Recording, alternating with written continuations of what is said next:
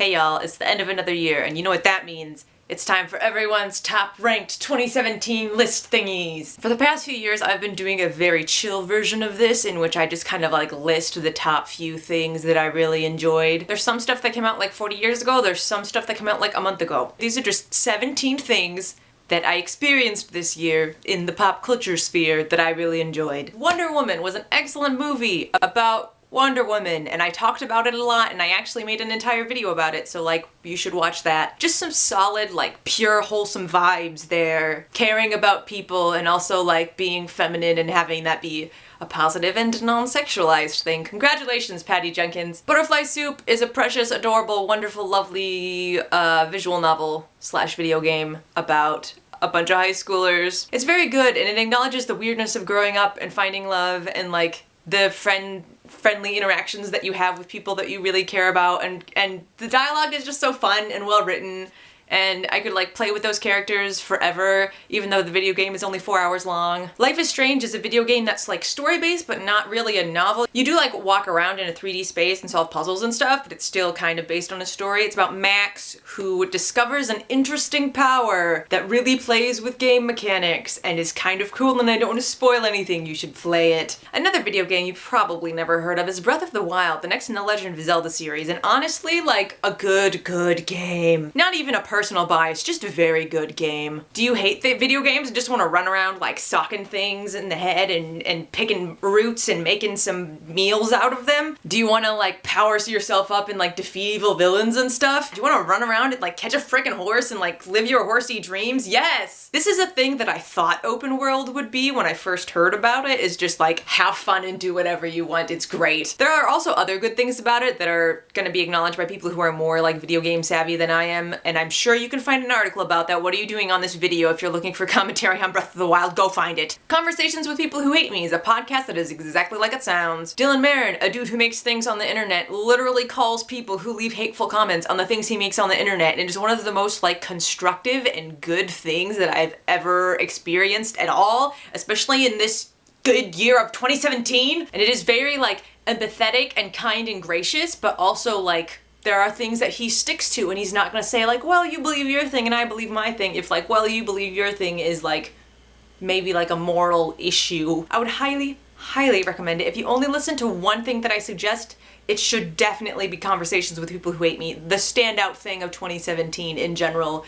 Nice job. The Liturgists is a podcast that like tackles the, you know, very niche issues of science, art, and faith, but through the lens of like two very smart people who are very good at listening and like raising other people's voices and asking good questions. Like, what's the deal with religious art? Do you have to be religious to make religious art? Is religious art really art, or is it just propaganda? Or like talking about spiritual trauma and whether like the psychological aspects of trauma and the spiritual aspects of trauma like have some overlap, and what trauma looks like within like a religious environment. But there are some things that's just like, if you care about stuff that's happening in the church, even if you're not like actively a part of the church, I would listen to this thing to just like get a lot of different, like, thoughtful, very smart perspectives. I'm gonna move on because I literally could talk about the Liturgists for an entire video, and I probably will soon. Avatar: The Last Airbender is a delightful animated show that came out a long time ago, but I finally watched this year. Basically, it's a really wonderful show that, like, spans a ton of, like, different characters and timelines and worlds, and just, like, creates this really intricate universe but it's also really, like, fun and good, but also tackles some, I'm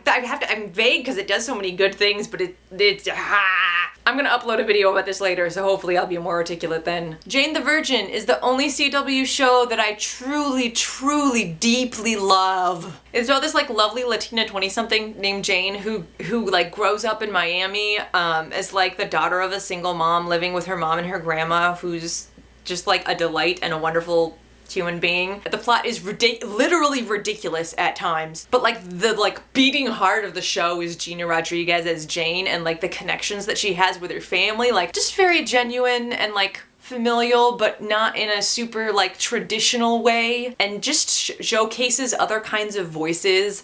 And Jane is just like someone you're rooting for the entire time. I would just literally watch a show about like Jane stresses out and reorganizes her home library, which is like the kind of thing she would do, which is probably why I like the show. Anyway, I'm gonna move on and talk about something else. I know this is the thing that's happening a lot in this video, but I have to do it. Another show that I love is The Great British Baking Show, which is Again, like, what do you expect? It's about British people, they bake in a competition. But it's kind of the exact opposite of every American cooking show I've ever seen, in that they're just like, you could finish, you can be okay, it's fine, guys, we have it like a half an hour left, it's good. And everyone's just like very encouraging, and they like help each other out and give each other high fives, and it's just like a lovely vibe, a good thing. People are having a fun time baking, and yeah, people get kicked off and stuff, but like, it's fun, it's British, it's hilarious. If you are sad, watch the show. Brooklyn Nine-Nine is another standout. If you only watch one TV show ever in your life, it probably shouldn't be this one, but like, it could be, and I wouldn't mind. It's like a workplace comedy about a bunch of cops. It's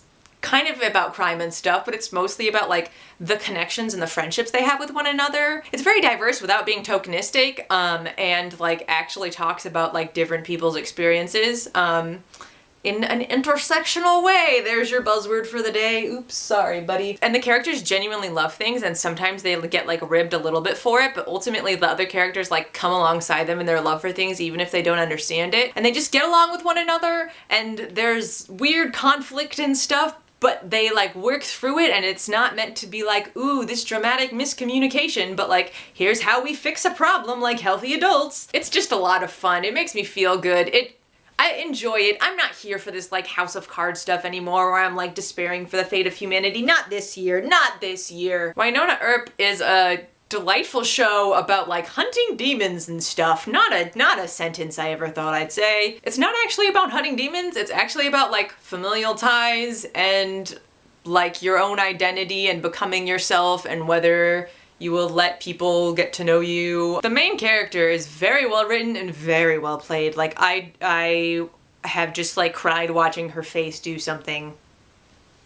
'Cause emotions. And the familial relationships and the romantic relationships and the platonic non-familial relationships, which is a thing that can happen on television, everyone, hallelujah, are all just very good. And complicated. Necessarily so, because they're all broken people, but they're all like ultimately worthwhile people, just like in real life. It's occasionally stupid and weird and like bad CGI and overdramatic, but I kind of love it for it. I'm gonna get through books really fast, okay? Hunger is Roxane Gay's latest book, and oh my gosh, Roxane Gay is a treasure and an amazing writer, and I would read her grocery list. I made a video about Hunger early this year, so I'm not gonna elaborate on it too much, but it was very, very good. The Hate U Give is a book that I have already made a video about and is probably on everyone else's 2017 the best of list, so I'm not gonna talk any more about it here because it was amazing and you already know. Bird by Bird is an excellent collection of essays on like writing and art and life, and it's just very genuine, a word I'm using a lot apparently, and thoughtful and smart. Just like speaks to the noticing that you have to do to write. The sun is setting. I need to finish this video. Searching for Sunday is a book about, I think the subtitle is Loving, Leaving, and Finding the Church, and I think that really does it justice. It's about kind of the frustration of like, this is what the church says it's supposed to be doing, and this is what the church is actually doing, and these are like some of the terrible experiences people have had, and like how do you reconcile that with who Jesus says he is? Which is something that I feel sometimes, all the time, every day. Ugh.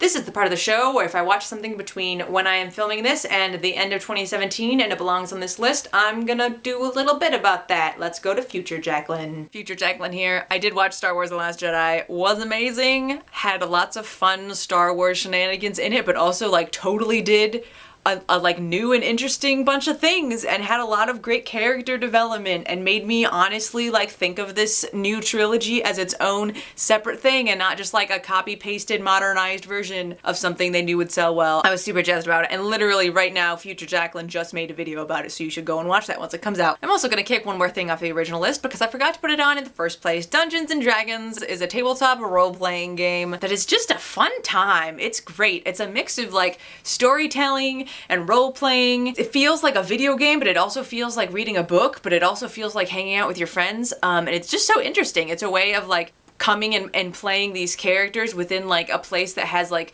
these rules and systems to control what you can and can't do, which is like very much like a video game, but it's completely open-ended. It just feels like a cool, interesting version of like playing around when you were kids, but just with so much more depth to it. All right, cool, that's all, goodbye.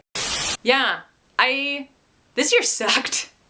Honestly, this year sucked, and I hated most of it. There were a few shining, lovely things, but there weren't a lot. And I'm glad that I had these like little fun bits in the middle of that, and I'm glad that I made the time for them, and I'm glad that I enjoyed them as much as I did. And I would suggest all of them for y'all if you're looking for something fun. If you're already stressed out with a ton of stuff on your to read, to watch, to listen to play, blah, blah, blah, blah, blah, don't worry about it. You do this stuff because you love it, hopefully. So continue having a good time. Tell me what you loved in 2017, whether it was something that came out this year or like you just discovered it. And have a great 2018, everybody.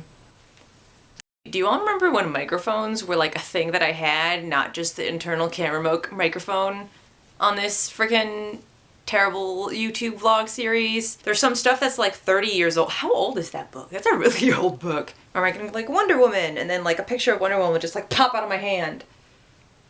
I don't have the budget for that. Wait, no, oh shoot. Another video game you've probably never heard of. The Liturgist, it's a pause game. Casual. Freaking bread and wine. Ugh. Another TV show I love is the Great British Baking Show. Maybe like real life should be.